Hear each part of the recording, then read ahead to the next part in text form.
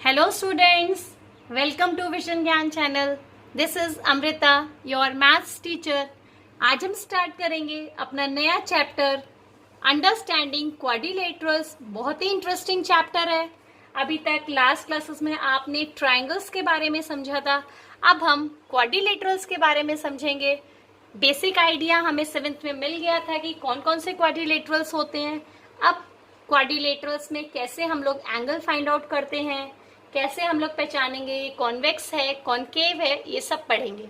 तो सबसे पहले हम इस चैप्टर का इंट्रोडक्शन समझ लेते हैं, तो हमें समझ में आ जाएगा हमें इस चैप्टर में पढ़ना क्या क्या है. सबसे पहले तो ठीक है, तो हम स्टार्ट करते हैं पॉलीगन से. पॉलीगन क्या होता है? सबसे पहला हमारा काम है ये समझना कि पॉलीगन एक्चुअल में होता क्या है. ठीक है, polygon is a simple closed curve made up of only line segments. ठीक है, सबसे पहले हम पॉलीगन समझेंगे. पॉलीगन क्या होता है? एक सिंपल सा क्लोज्ड कर्व, ऐसा क्लोज्ड कर्व जो कि लाइन सेगमेंट से मिलकर बना हो.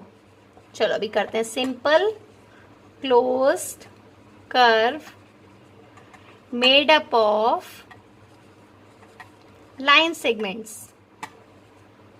ठीक है, समझते हैं एग्जाम्पल्स के through.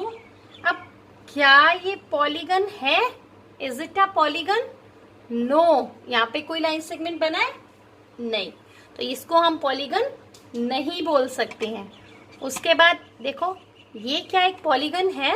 Rectangle. Yes, this is a polygon, क्योंकि ये लाइन सेगमेंट से मिलकर बना है. सबसे पहली कंडीशन आपको याद रखनी है, एक सिंपल क्लोज्ड कर्व होता है. अब ऐसा नहीं है कि ये दे दिया है तो ये पॉलीगन होगा. ये पॉलीगन नहीं होगा because it is not closed. Simple curve होना चाहिए, क्लोज होना चाहिए, and third condition line segment से मिलकर बना होना चाहिए. क्लियर है? अब समझते हैं कि पॉलीगन्स कितने तरीके के होते हैं, टाइप्स ऑफ पॉलीगन्स. नेक्स्ट हमको समझना है कि पॉलीगन कितने तरीके के होते हैं. पॉलीगन 4 टाइप के होते हैं: concave polygon, convex polygon, regular polygon and irregular polygon. ठीक है, अब हमको इनमें डिफरेंस समझना है कि हमको पहचानना है कौन सा कनकेव पॉलीगन होगा, कौन सा कन्वेक्स, कौन सा रेगुलर एंड कौन सा इर्रेगुलर. तो हम लोग एग्जाम्पल के थ्रू और इसकी डेफिनेशंस के थ्रू समझते हैं. तो कनकेव पॉलीगन कौन सा होता है?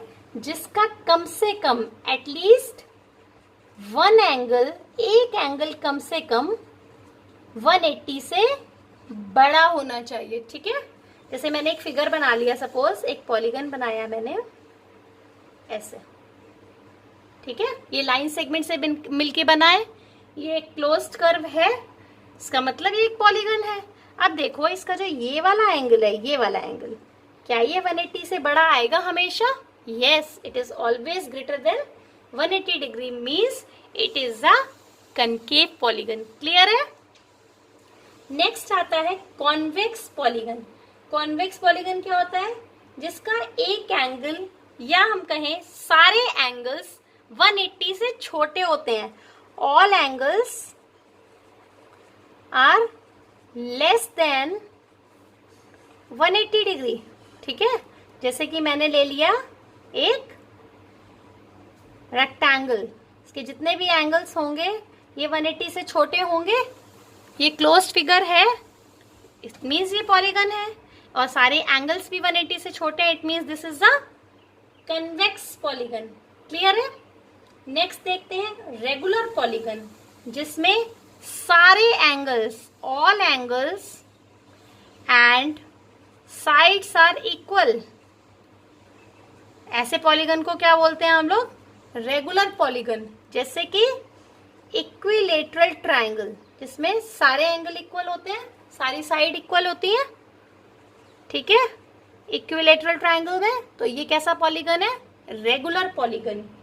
नेक्स्ट आता है हमारे पास इर्रेगुलर पॉलीगन. इर्रेगुलर पॉलीगन क्या होगा? रेगुलर पॉलीगन का उल्टा, जिसके एंगल्स और साइड्स इक्वल ना हो. angles and sides are not equal. ठीक है, जैसे कि ट्रेपेजियम, आपको पता है ट्रेपेजियम में इसकी ना तो साइड इक्वल होती है और ना ही इसके एंगल्स इक्वल होते हैं। तो ये क्या हो गया, इर्रेगुलर पॉलीगन। क्लियर है। लास्ट इस चैप्टर में हमको समझना है एंगल सम प्रॉपर्टी। अभी तक प्रीवियस क्लासेस में हमने ट्रायंगल्स की एंगल सम प्रॉपर्टी देखी थी।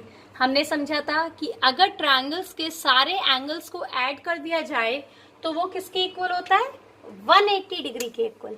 पढ़ा था ना आपने, कोई भी ट्रायंगल हो इसके तीनों एंगल्स का एडिशन किसके इक्वल आएगा, angle 1 plus angle 2 plus angle 3 किसके इक्वल आता है हमेशा, 180 डिग्री के। पढ़ा था ना। सिमिलरली क्वाड्रिलेटरल्स के केस में कोई भी क्वाड्रिलेटरल ले लो, इसके सारे एंगल का सम किसके इक्वल आता है, 360 डिग्री के। Angle 1 plus angle 2 plus angle 3 plus angle 4 is equal to 360 degree. This is the angle sum property of quadrilateral. ये आपको याद करनी है, ये आपको याद रहनी चाहिए कि क्वाड्रिलेटरल के सारे एंगल्स को अगर हम ऐड कर दें तो हमारे पास कितना आता है, 360 डिग्री। फिर चाहे कोई भी क्वाड्रिलेटरल हो। यहीं पर इस चैप्टर का इंट्रोडक्शन ओवर होता है। नेक्स्ट वीडियो में हम एक्सरसाइज 3.1 करेंगे। आई होप आप लोगों को समझ आ गया होगा हमको इस चैप्टर में पढ़ना क्या है। Thank you.